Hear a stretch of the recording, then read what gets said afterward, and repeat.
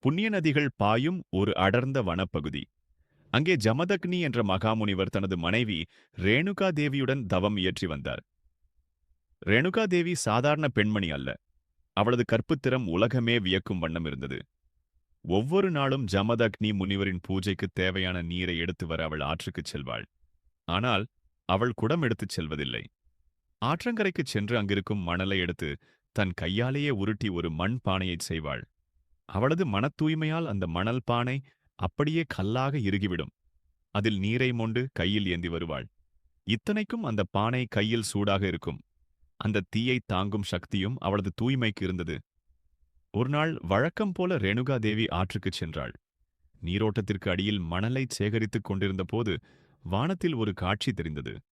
கந்தர்வன் ஒருவன் தனது அழகிய தேரில் வானில் பறந்து சென்று கொண்டிருந்தான். தண்ணீரில் தெரிந்த அவன் நிழலைப் பார்த்த ரேணுகா, யார் இவன்? இவ்வளவு அழகாக இருக்கிறானே என்று ஒரு நொடி எண்ணினாள். அவ்வளவுதான். அந்த ஒரு நொடி மனத்தடுமாற்றம் அவளது தவ வலிமையைச் சிதைத்தது. எப்போதும் போல் மணலை எடுத்து உருட்டினாள். ஆனால் மணல் குடமாக மாற மறுத்து சிதறி ஓடியது. எத்தனை முறை முயன்றும் அவளால் குடம் செய்ய முடியவில்லை. தான் செய்த தவறை உணர்ந்து அவள் நடுங்கிப் போனாள். நீரின்றி வெறுங்கையோடு ஆசிரமம் திரும்பிய மனைவியை பார்த்த ஜமதக்னி முனிவர் தனது ஞானக் கண்ணால் நடந்ததை அறிந்தார். சினம் அவரிடத்தில் அக்னியாகப் பொங்கியது. ஒரு நொடி உன் மனம் தடுமாறினாலும் நீ கற்பு நெறியிலிருந்து தவறிவிட்டாய். இதற்கு மரணமே தண்டனை என்று கர்ஜித்தார். தனது மகன்களை அழைத்து, உன் தாயின் தலையை வெட்டி எறியுங்கள் என்றார். மூத்த மகன்கள் தயங்கினர். ஆனால் இளைய மகன் பரசுராமன் தந்தை சொல்லை தட்டாதவன். தன் கையில் இருந்த பிரம்மாண்ட கோடாரியை ஏந்தினான். பயந்து போன ரேணுகாதேவி காடுகளுக்குள் ஓடினாள். பரசுராமன் துரத்தினான். ஓடி ஓடி களைத்த ரேணுகா ஒரு சின்னஞ்சிறிய குடிலுக்குள் நுழைந்தாள். அங்கே மாதங்கி என்ற தாழ்ந்த குலத்தைச் சேர்ந்த பெண் ஒருத்தி இருந்தாள்.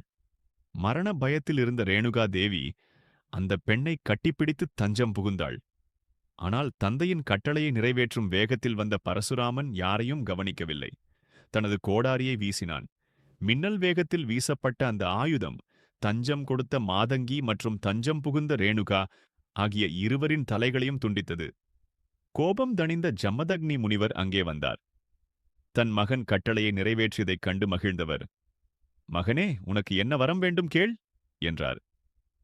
பரசுராமன் அழுதபடி, தந்தையே, என் தாயை மீண்டும் உயிர்ப்பித்துக் கொடுங்கள் என்று வேண்டினான்.